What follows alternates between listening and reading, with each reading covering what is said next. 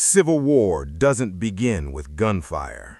It doesn't start with soldiers in the streets or explosions on the news. It starts quietly, so quietly that most people miss it. The lights are still on, the shelves are mostly stocked, the coffee still tastes the same, your phone still works, the news keeps telling you everything is under control. And that's exactly why it's dangerous. Because by the time the first shots are fired, the real beginning is already far behind you. Picture a normal day. You stop by the grocery store after work, bright lights, music playing, people scrolling their phones, but the canned food aisle looks thinner than it should. Not empty, just off. Gaps where items used to be. A few handwritten, temporarily unavailable tags. You don't panic. You shrug. Supply chain issues, right? A week later, the same store is out of rice again. The gas station near your house raises prices overnight. No explanation, just new numbers on the sign. Another station down the road is closed. No notice, just a taped piece of paper on the door that says, "Back soon." Your neighbor still lives next door, but he doesn't wave anymore. He watches. You notice the blinds move when you pull into the driveway. Probably nothing. That's what everyone thinks at the beginning. But these aren't random glitches. They're not bad luck. They're early signals. And history is very clear what comes next. The first real sign is scarcity. Not total shortage, but uneven shortage. Stores still look full at a glance, but essentials disappear first. Cheap calories, fuel, medicine, painkillers, antibiotics. Items people don't notice until they need them. Scarcity changes behavior faster than ideology ever could. When people sense resources tightening, they don't wait for confirmation. They hoard, quietly at first, then openly. That hoarding creates more shortages. Those shortages create fear. Fear spreads faster than facts. And fear doesn't stay polite. A population can tolerate small losses without panic, but once basic needs feel unstable, trust evaporates. People stop believing explanations. They stop believing officials. They stop believing each other. This is the moment when tension starts rising beneath the surface, long before anyone calls it unrest. By the time the middle class notices scarcity, the lower half of society has already been adapting for weeks, skipping meals, choosing between fuel and food, selling personal items just to get by.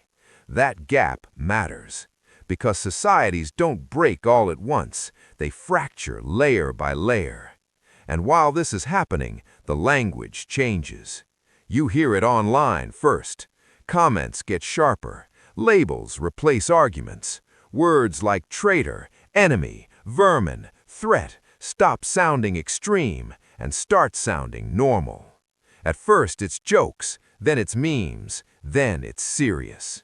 Once people stop seeing opponents as people, violence stops feeling unthinkable. It starts feeling justified. And that's when a country quietly crosses a line it can't uncross. Once that line is crossed, things accelerate. The language doesn't cool down, it hardens. You start hearing the same phrases everywhere, not just online, but on television, in speeches, at work, at family dinners.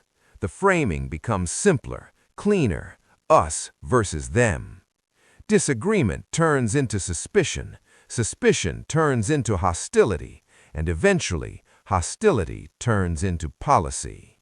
That's when the third sign appears, rules that arrive overnight. You wake up, check your phone, and something has changed. A new restriction, a new requirement. Maybe it's a curfew, maybe travel limits, maybe certain websites no longer load, or certain apps stop working properly. There's no debate, no build-up, just a notification and a press statement.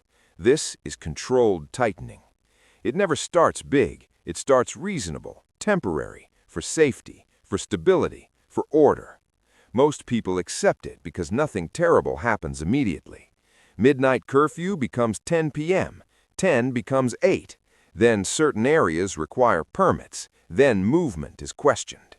And here's the pattern history repeats every time. Explanations fade. At first, authorities explain why. Later, they stop explaining and start insisting. Just comply. It's necessary. We can't discuss details. When enforcement becomes visible, more police, more checkpoints, armed presence in places that never had it before, it's not about reassurance, it's about anticipation. They expect resistance, because while laws are tightening, information is disappearing. Not all at once, not everywhere. Your internet slows, but only during certain events, protests, elections, emergencies. Some news outlets begin sounding identical, as if they're reading from the same script. Social media platforms glitch or go dark right when people try to share footage. Cell service drops in parts of the city. Officials call it technical issues. This isn't accidental. A population that can't communicate can't coordinate, and a population that can't coordinate can't resist. Control the flow of information, and you control perception.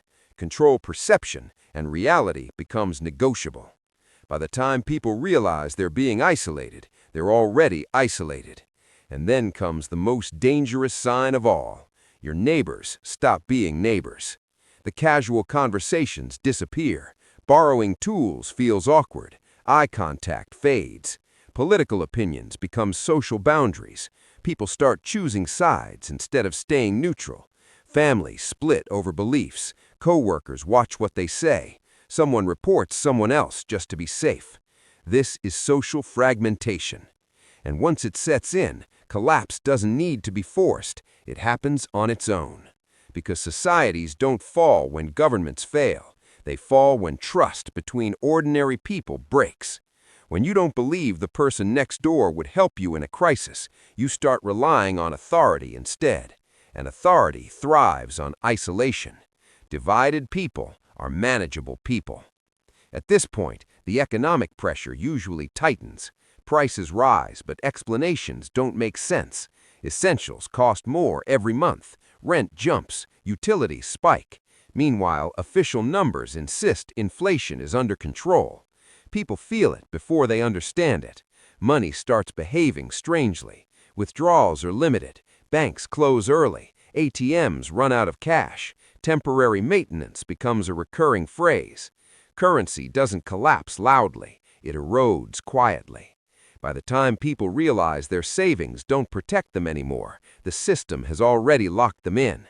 This is when panic finally breaks the surface. Protests grow, enforcement hardens, information narrows, scarcity deepens, and eventually violence appears, not as a beginning, but as a symptom. By the time guns are visible, the Civil War already started months earlier. So what do? You don't panic. Panic makes noise. Noise draws attention. You watch patterns instead of headlines. You notice shortages instead of announcements. You listen to language instead of slogans. You track laws instead of promises. You prepare quietly. You keep food that lasts, water that's accessible, medicine while it's still available, cash while it still works. You build real relationships with people you trust, not online, but close enough to help when systems fail. You don't broadcast readiness. You don't advertise supplies. The loudest people are always the first targets. And most importantly, you know when to move. When restrictions stack, when enforcement spreads, when communication becomes unreliable, when violence feels closer than stability.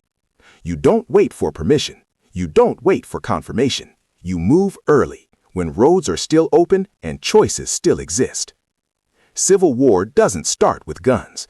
It starts with shortages people ignore, with language people repeat, with rules people accept, with neighbors people stop trusting. The world doesn't collapse overnight. It cracks quietly. And the people who survive aren't the strongest or the loudest. They're the ones who saw it starting and refused to pretend everything was fine.